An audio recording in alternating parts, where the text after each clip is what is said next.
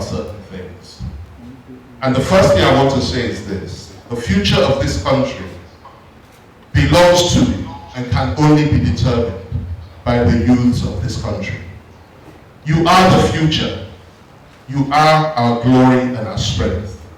You are our everything. And all that we do, all that we say, all that we commit to doing, and all the sacrifices that we make, we do these things for you and for none other, because the future belongs to you. We've more or less had our time. Some of us are 50s, 60s, and so on and so forth now. So your time is now. And I would urge you to take the bull by the horns and to begin to participate, not just in public discourse, but in politics itself, running for public office, trying to grab power in order to make a difference. Tony Blair once said that principle without power is barren, and power without principle is dangerous. You need to have power and principle together. So you can have all the principle in the world, all the good intentions in the world. If you don't get power, you can't make use of them. You can have all the power in the world, but if you don't have principle, you cannot make any difference. In fact, you'll be dangerous to yourself, you'll be a danger to your country, and a danger to your people.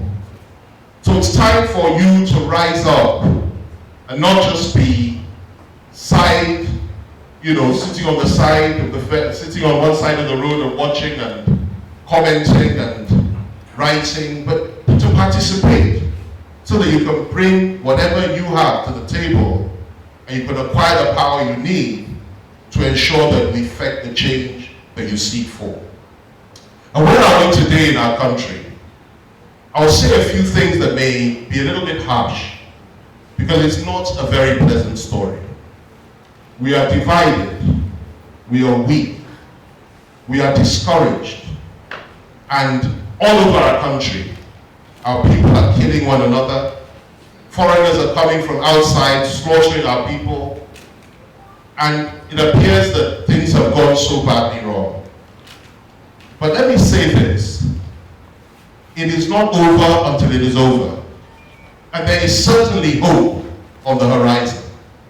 And that hope does not lie in any particular political party or any individual or any system or anything. That hope lies on just two things. One, the power of God, who is everything and can do anything.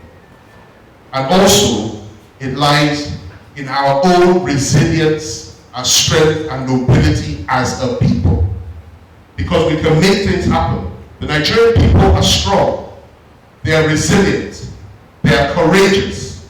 They never give up. And I put it to you that if you put the Americans, the Japanese, or the Brits in our position, and if they suffered what we have suffered over the last 60 years, and you bring them here and you swap positions, half of them would have committed suicide by now. You wouldn't even have a Nigeria left. They wouldn't be alive.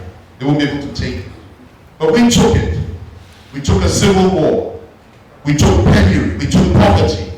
We took shame. We took disgrace. We took failure after failure. Yet in that failure, we kept having victory after victory after victory, and we're still standing. And that is what we have to hold on to.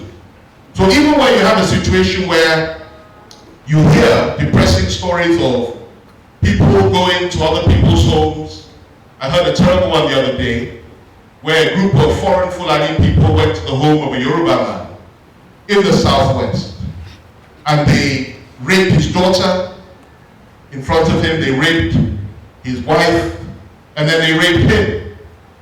And then they proceeded to slaughter virtually everybody in the house. Worst of all, they filmed it. That is the barbarity to which some of us have sunk to in this country. Many foreigners that do this. They came to our land and they did it. Terrible. Talk about another situation that happened the other day where a group of Yoruba people went to somebody's house in the southwest. The man happened to be a Fulani, and they burnt his wife, his pregnant wife, alive inside the house. And it goes on and on, horror after horror. And it goes across ethnic lines, across religious lines. Nigerians and even non-Nigerians coming to Nigeria, killing one another, shedding innocent blood. And I want to say here today, I want to call on the federal government, and President Buhari particularly, who I must say, in the last 2 or 3 weeks, seems to be rising to the occasion. I listened to a speech he made the other day, in which he ordered that the security agents must shoot to kill anybody that is carrying an AK-47. And this is necessary. I call on him and on the federal government today to stand up and do something about the security in this country. And I call on the Nigerian people to join forces with our government, with our people, across party lines, across ethnic lines, across religious lines, and across regional lines, to join forces and join hands and build bridges to fight the common enemy who seek to destroy us, who seek to divide us, and who seek to put us in a position of conflict and war and carnage in this country, which none of us can ever pray for, and none of us can survive. And that is the challenge, that we do not allow ourselves to be easily provoked into a situation whereby we keep talking down to one another, insulting one another, inciting one another, and fighting one another. Because there are consequences to this. Very serious consequences indeed. I come from the West, and I know the feeling on the ground. I know how much resentment there is right now for others. I've been to the Core North, and I've seen how in Zamfara State alone, not up until very recently, 300 people were being killed per day by bandits. I call them terrorists. I've been to the southeast, where I've seen innocent people slaughtered morning, day, and night by the same foreign bandits. I've been to the Middle Belt. I've been to communities that have been wiped out and that have been slaughtered. 2016 Christmas Day and Christmas Eve, 800 people were killed in one community in southern Kaduna. And the story goes on and on. It's time for this to stop and for us to gain our sanity once again as a people. Condemn that which needs to be condemned.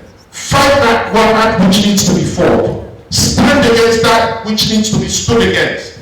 And revive our spirit of peace and love and fraternity. This is the challenge that we have today. And this is what we have to do.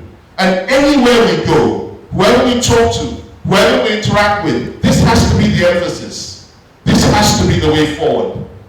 Outside of that, we will have no Nigeria left. There will be no 2023. There will be no political parties. There will be no political leaders, because everybody would have run away and will be in a state of carnage and war. Something none of us will pray for, and something none of us can survive. Let me end this small submission with this. If anybody thinks that some of the things I'm saying here are an exaggeration, then they have lost touch with reality, and they're living in cuckoo land. You see, the problem with the elites all over the country is that they're always the last to see the disaster come. And yet when the disaster comes, they're always the one that make the most noise about it. Poor people all over this country are already suffering this disaster. Those that don't live in the cities, that live in the villages and in little towns and hamlets outside the major cities on a daily basis are suffering this disaster and this carnage all over the country. Those in the cities and the elites have not yet felt it because it has not reached our gates. But it's almost here.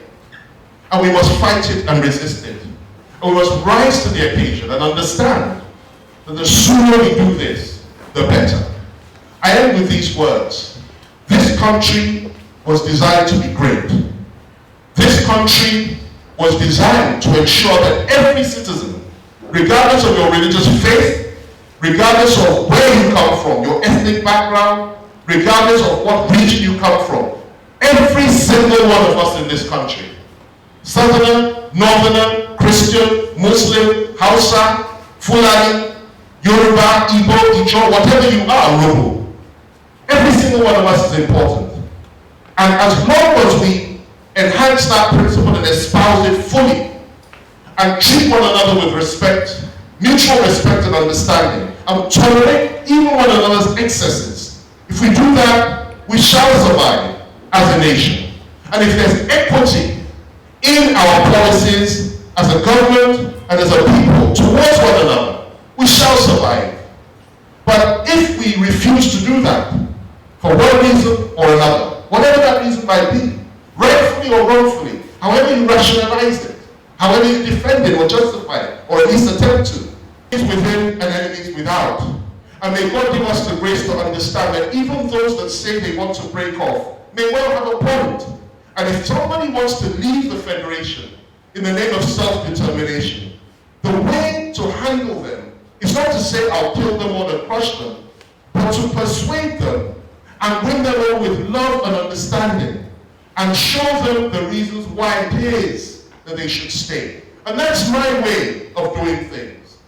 We do not exclude anybody, we do not demonize anybody, even those we disagree with politically, even when we disagree vehemently.